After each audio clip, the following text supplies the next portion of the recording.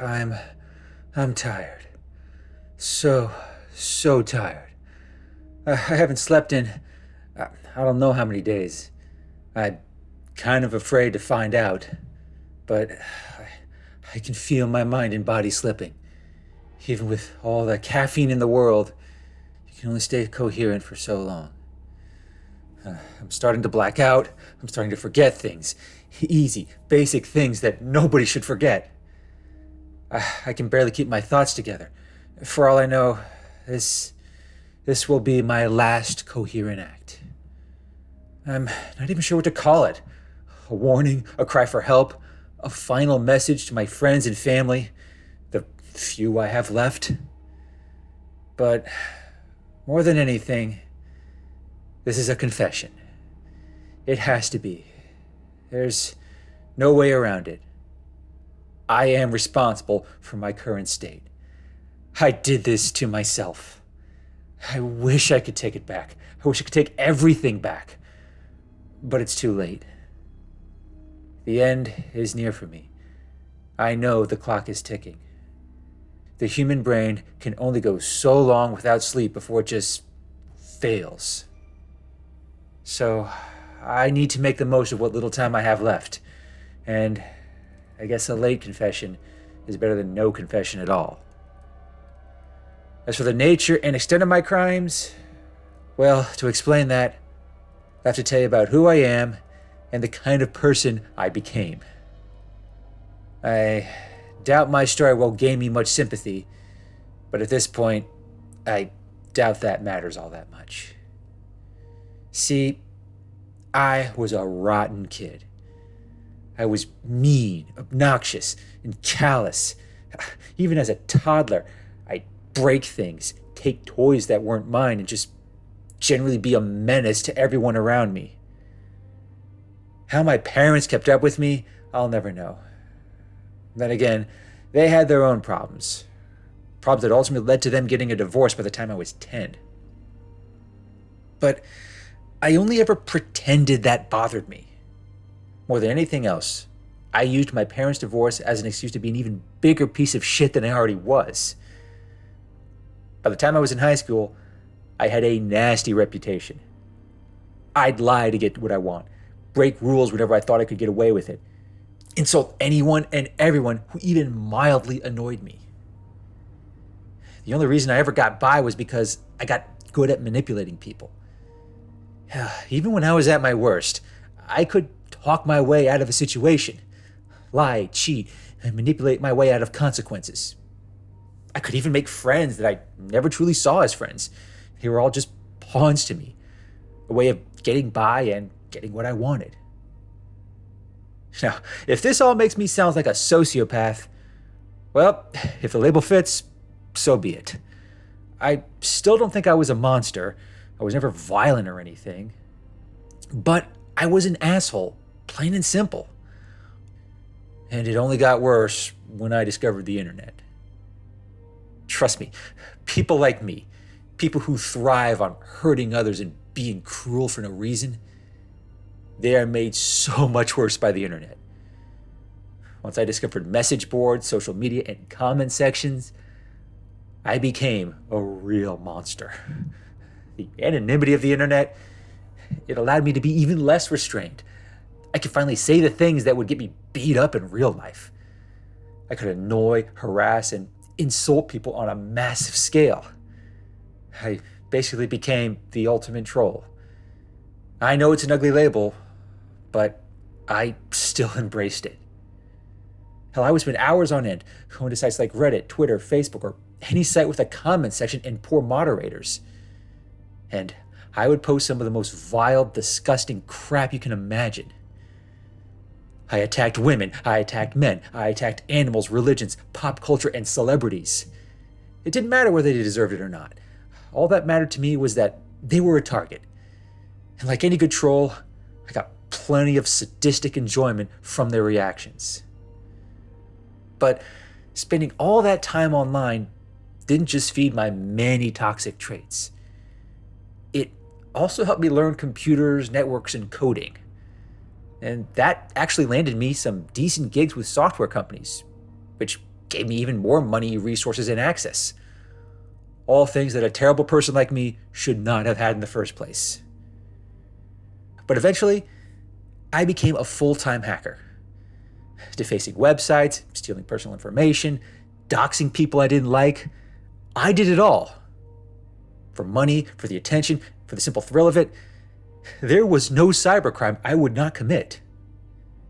Now that should have landed me in jail or some serious trouble at the very least. Instead, it landed me more lucrative gigs at security companies. I mean, it's true. Some places will overlook someone's objectively awful crap because they're just too good at something. And in hindsight, it was probably the worst thing anyone could have done for an asshole like me. Because now, I wasn't just some run-of-the-mill hacker. I was a well-paid, well-equipped hacker. One who could use his skills and resources to do all sorts of damage. And boy, did I do a lot of damage. Yes, I still went on social media and message boards, trolling, harassing, and attacking anyone I crossed paths with. But in some cases, I got a little bolder. I started hacking people's personal accounts, changing their profiles, and signing them up for shady dating sites and extreme porn. One time I ruined this guy's marriage and family by signing him up for a swingers website. His wife ultimately left him, took his kids, and took half his money in the divorce. And I did all of that because he called me a douche in a YouTube comment section. Yes, I really was that petty. But I was even worse when it came to women. My God, the way I treated some of these women, I can never be forgiven for it. I mean, I didn't just slut shame, body shame, or demean them. I would actually trick some of them to sending me nude photos, which I would then send to their schools, their employers, and their spouses. I even sent one girl a fake positive AIDS test. She had a breakdown, and I doubt she's fully recovered from it. Now, I list all these egregious crimes because they put into context what happened next. No matter how bad I was, no matter how much trolling or harassment I dished out, I just always had to push it further. I always had to find new ways of being a dick to people. And eventually, that led me to the dark web, a place many hackers know very well. But for those of you who don't, I won't get into all the technical details. All you need to know is that the dark web contains the kinds of sites and services that you'll never find on more legitimate public-facing websites. It's where you go to find illegal software, illegal porn, illegal drugs, and other online spaces you'd never want to visit. For me, I mostly use it as a place to uncover new hacking tips, try some new software, and yes, occasionally buy some illicit drugs. It's also through the dark web that I learned how to dox people, corrupt their files, and scam them out of money with ransomware. And it's also here where I learned about this mysterious software code, something that was supposed to be the end-all be-all of hacking. It went by many names, but most called it the Morris algorithm. Without getting too heavy into coding jargon, I'll just say that the software works like this. You find someone you don't like.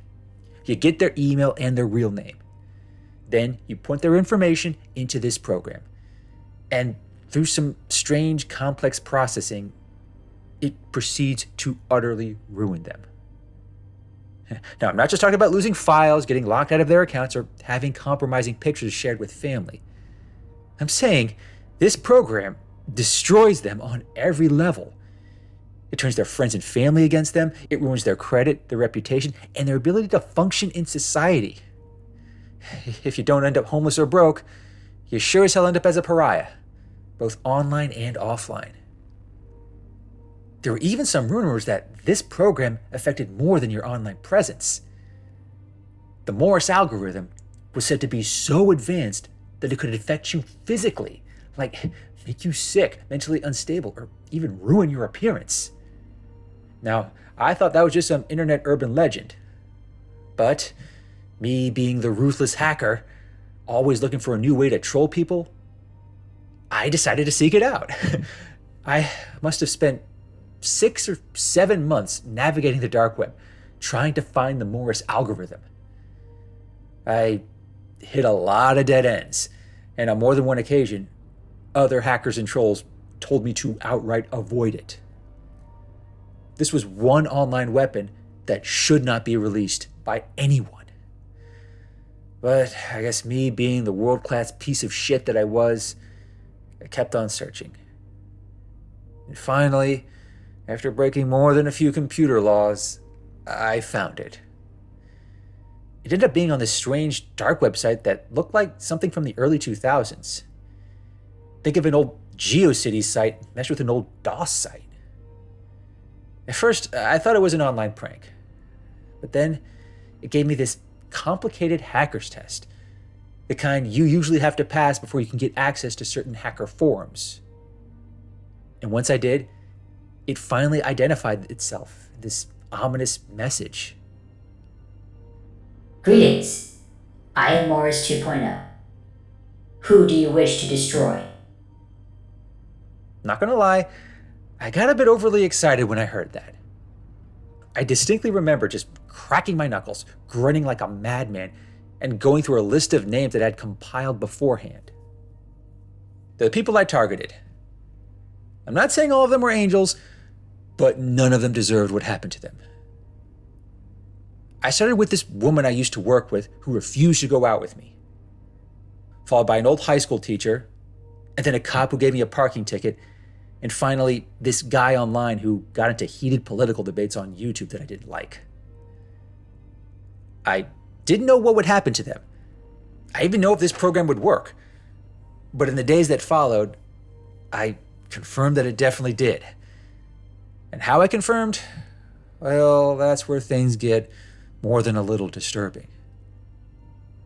That woman who wouldn't go out with me got into a car accident, ended up paralyzed, and found out her boyfriend cheated on her all within a 48-hour span. That old high school teacher, she suddenly found out that she had an inoperable brain tumor that put her in constant pain. And when she tried to get it treated, her insurance dumped her, her bank account got frozen, and her landlord kicked her out of her apartment. As for the cop, he ended up getting shot in the back, paralyzed, and denied benefits all the same day that his kid died in a car accident. As for the guy on YouTube, well, he had his home broken into, his girlfriend got assaulted, his dog got killed, and his face, I don't even want to begin to describe it. Now, how do I know all the terrible things that happened to them? How do I know all the gruesome, horrible details? I promise you, it's not because they made the news or anything, or because their mishaps went viral. It's because I experienced it too. I felt the pain of the car accident, the brain tumor, the assault, the headache, the awful feeling of being homeless, broken, extremely ill. I felt it all, but only when I slept. I would close my eyes, nod off for a bit, and suddenly I'm in their heads. I'm in their bodies. I feel what they're feeling, experience what they're experiencing. And it's not a dream. It's not something you can just pinch yourself to wake up from. It feels real. So incredibly real. At first, I thought I was just tired or that I had somehow gotten bad drugs from the dark web. But then I looked up the people I targeted and it all lined up. What I felt, what I was experiencing, it was all happening to them. I then tried to write it off as some guilt trip, something that was probably very, very overdue for a guy like me. I figured I'd been such an unrepentant ass my whole life, and maybe now I finally went too far. I hoped it would all go away, but it didn't. I kept having those dreams. I kept feeling their pain and their plight. So I tried using sleeping pills. Didn't work. Tried using some other potent sedatives from the dark web. That didn't work either. I even tried to admit myself to a hospital, claiming there was something wrong with my brain. But they couldn't find anything. And when I begged them to run more tests, they kicked me out. Days went by. and sleep became increasingly difficult. I tried timing it, spacing it out, anything, but it was no use. I knew I couldn't stay awake indefinitely, but I couldn't sleep either. Eventually, I went back to the Morse algorithm website, hoping for answers as well as a solution. I tried desperately to take apart the program, learning the nature of the algorithm, at least while my sleep-deprived brain was still functioning. But I never got beyond a certain point. There was this weird wall of code, unlike anything I'd ever seen before. In some hacker circles, we call it the Black Pandora, a layer of code so advanced that nobody could crack it, let alone understand it. I now suspect that whoever programmed this thing just lost control of it at some point. The Morse algorithm may have started as one thing, but it evolved into something else, something far, far worse than intended. This code, this program, whatever the hell it is, it somehow bridged the gap between the digital world and the real world. But whoever created that bridge, intentionally or unintentionally, they can never unmake it. And I tried.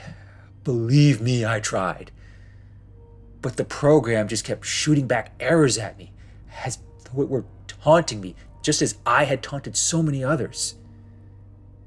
But the last error message I got was by far the worst. It read something like, Your command cannot be processed. You have chosen the fate of others. By design, you must share in that fate. Just as all code is connected, all compilations dependent, you two are linked. And that link cannot be undone. That was the last message I received before getting locked out. That was also 3 days ago, and my condition has only gotten worse since then. I can no longer deal with complex computer code. I can barely get around my apartment without blacking out. I'm just so tired. What I did to those people, what I did to everyone I ever attacked online and offline, I can never take it back. I was willing to do so many awful things until I ended up on the receiving end. Maybe that was the point of the Morse algorithm. Or maybe that's just what it evolved into. I tried to access the site again, but the link changed. And I think maybe it changed itself, evolving to seek out other parts of the dark web, searching for others to use it, or abuse it even, knowing they'll pay the same price as me. But if you find it, or if it finds you, I beg of you, don't use it. The Morse algorithm will destroy more than those you target. A lot more. There's so much more I want to tell. So much more I want to say. But I'm tired. So tired. So